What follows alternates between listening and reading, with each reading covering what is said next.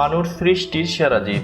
মানুষ যেমন পৃথিবীর সেরা জীব, তেমনি মানুষের বিবেক বুদ্ধি দিয়ে পৃথিবীকে করেছে জয়, করেছে শাসন। মানুষের প্রতিটি অঙ্গ প্রত্যঙ্গের মধ্যে মস্তিষ্ক বেশি গুরুত্বপূর্ণ। আজ আপনাদের সাথে শেয়ার করব মানুষের মস্তিষ্ক সম্পর্কে কয়েকটি মজার তথ্য। মস্তিষ্ক শরীরের সবচেয়ে দ্রুততম অঙ্গ। আমরা এতদিন জেনে এসেছি মানব দেহের একটি মস্তিষ্ক রয়েছে, তবে গবেষণায় বলা হয়েছে মানুষের দ্বিতীয় একটি মস্তিষ্ক রয়েছে, যা অন্ত্রীয় স্নায়ুতন্ত্র হিসাবে পরিচিত। এই অন্ত্রীয় স্নায়ুতন্ত্র স্বাধীনভাবে চলতে পারে। এই স্নায়ুতন্ত্রের কারণে অন্ত্রের অনুভূতি বুঝতে পারে। মানুষ জাগ্রত অবস্থায় মস্তিষ্ক 20 ওয়াট পর্যন্ত শক্তি উৎপন্ন করে, যা একটি ছোট বাল্ব জ্বালানোর পক্ষে যথেষ্ট। জেনে অবাক হবেন যে মানুষ যখন ঘুমায় তখন কনসিয়াস মাইন্ড ঘুমালেও সাবকনসিয়াস মাইন্ড কখনোই ঘুমায় না। মানুষের মস্তিষ্কে যে রক্তনালী রয়েছে তা একসাথে করলে মোট দৈর্ঘ্য হবে প্রায় 1,61,000 কিলোমিটার।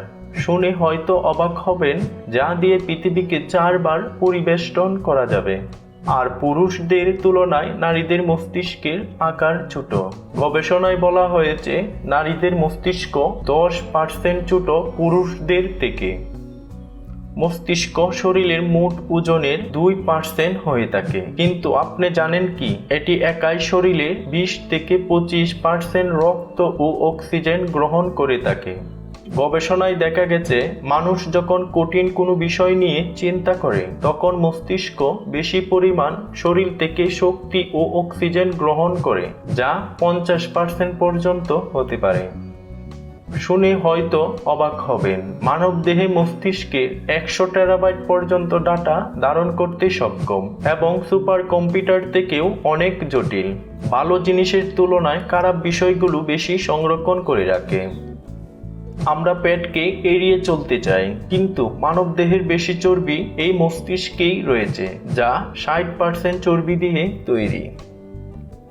স্বপ্ন দেখে না এমন মানুষ খুঁজে পাওয়া দুষ্কর। সেই স্বপ্ন আমাদের মস্তিষ্কে খুব অল্প সময়ের জন্যে স্থায়ী হয়। ঘুম থেকে জেগে ওঠার প্রথম 5 মিনিটেই স্বপ্নের 5% ভুলে যায় এবং পরবর্তী 10 মিনিটেই বাকি 90% ভুলে যায়। আপনি জানেন কি মানুষ দিনে প্রায় 70,000টি চিন্তা করে, যার মধ্যে বেশিরভাগ চিন্তাই বারবার করে থাকে। আপনি যখন ক্লান্ত হয়ে যান তখন মস্তিষ্ক সৃজনশীল কাজে ব্যস্ত থাকে।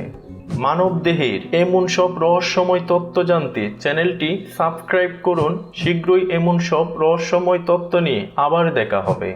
আল্লাহ হাফেজ।